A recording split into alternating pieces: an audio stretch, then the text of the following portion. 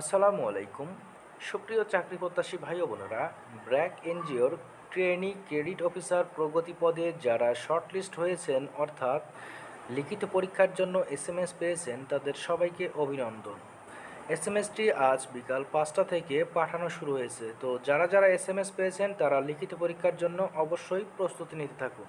তো প্রথমে আমি আপনাদেরকে পরীক্ষার সময় সম্পর্কে ধারণা দিব এবং এরপর পরীক্ষা সম্পর্কে বেসিক কিছু ধারণা দিব, যেগুলো আয়ত্ত করতে পারলে আপনাদের চাকরিটি হয়ে যাওয়ার সম্ভাবনা রয়েছে।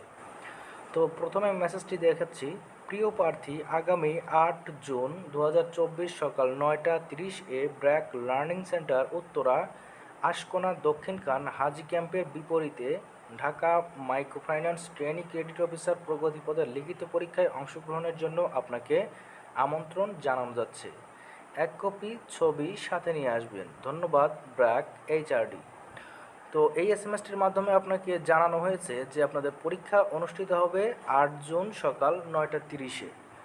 এরপর আপনারা অনেকে এসএমএসে 11:30 বা 1:30 পেতে পারেন। তো ধাপে ধাপে কিন্তু এখানে পরীক্ষা অনুষ্ঠিত হয়। তো এই পরীক্ষার সময় আপনাকে সার্টিফিকেট নিয়ে যেতে হবে না, শুধু আপনাকে 1 কপি পাসপোর্ট সাইজ ছবি নিয়ে যেতে বলেছে। তো এইখানে আপনাদের পরীক্ষায় অংশগ্রহণ করার আগে অবশ্যই কিছু বেসিক ধারণা সাথে নিয়ে যেতে হবে।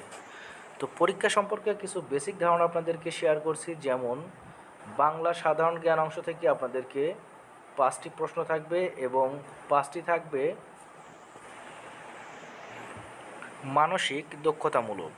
এরপর 10টি ইংলিশ অংশ থেকে প্রশ্ন থাকবে, যার প্রতিটির মান থাকবে 1 করে। এরপর 10টি এমসিকিউ গণিত অংশ প্রশ্ন থাকবে, যার প্রতিটির মান হলো 2 করে। অর্থাৎ গণিতে 10 দুগুণ 20 মার্ক, ইংরেজিতে 10 মার্ক, সাধারণ জ্ঞানে 10 মার্ক, মানসিক দক্ষতায় 5 মার্ক এবং আর 5 মার্ক থাকবে লিখিত, অর্থাৎ একটি অনুচ্ছেদ আপনাকে লিখতে দিতে পারে, যেমন ব্র্যাক দারিদ্র্য বিমোচনে কী কী ভূমিকা রাখতে পারে, অথবা কর্ণফুলী টানেল, অর্থাৎ সাম্প্রতিক যে বিষয়গুলো রয়েছে সেই সম্পর্কে আপনাকে একটি অনুচ্ছেদ লিখতে দিবে এবং পরীক্ষার প্রশ্নপত্রেই কিন্তু আপনাকে উত্তরগুলো দিতে হবে এবং এই পরীক্ষার প্রশ্ন আপনাদেরকে ফেরত দেওয়া হবে না। তো ইংরেজি অংশে ভালো করতে পারবেন যারা সরকারি চাকরির পরীক্ষায় নিয়মিত অংশগ্রহণ করছেন এবং যারা পরীক্ষার জন্য প্রিপারেশন নিচ্ছেন। তো সরকারি চাকরিতে যে পড়াশোনা, এইখানে কিন্তু সেম পড়াশোনা, অর্থাৎ কিন্তু এইখানে প্রশ্নগুলো সরকারি চাকরির তুলনায় কম হার্ড হয়ে থাকে।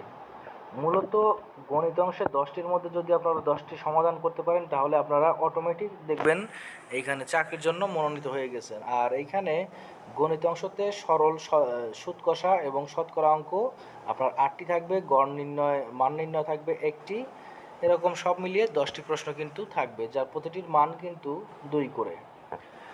তো ইংরেজিতেও এরকম কিছু সাহিত্যের উপন্যাসের নাম থাকতে পারে এবং সাধারণ জ্ঞান, সাম্প্রতিক বিষয় এবং বাংলা অংশ থেকে কিছু প্রশ্ন থাকবে। আর মানসিক দক্ষতা প্রশ্ন আপনারা দেখলে একটু চিন্তাভাবনা করলেই কিন্তু উত্তর দিতে পারবেন।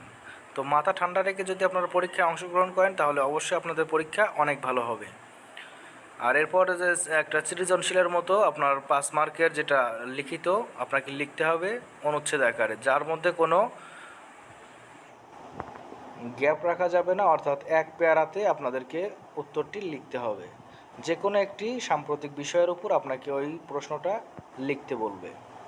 তো এই ছিল মোটামুটি ক্রেডিট অফিসার প্রগতি সম্পর্কে বেসিক যে ধারণা সেটা আপনাদেরকে দিয়ে দিলাম। আমার চ্যানেলের মাধ্যমে আপনারা অন্যান্য আরও কী কী প্রশ্ন এসেছিল এর আগে বা কী ধরনের প্রশ্ন এখানে করা হয় সে সম্পর্কে আরও ভিডিও দেওয়া রয়েছে, সেগুলো দেখলে আপনারা আরও বেশি ক্লিয়ার হয়ে যাবেন। তো আজকের ভিডিওটি এ পর্যন্তই। সবাই ভালো থাকুন, সুস্থ থাকুন, সবার জন্য শুভকামনা রইল। আসসালামু আলাইকুম।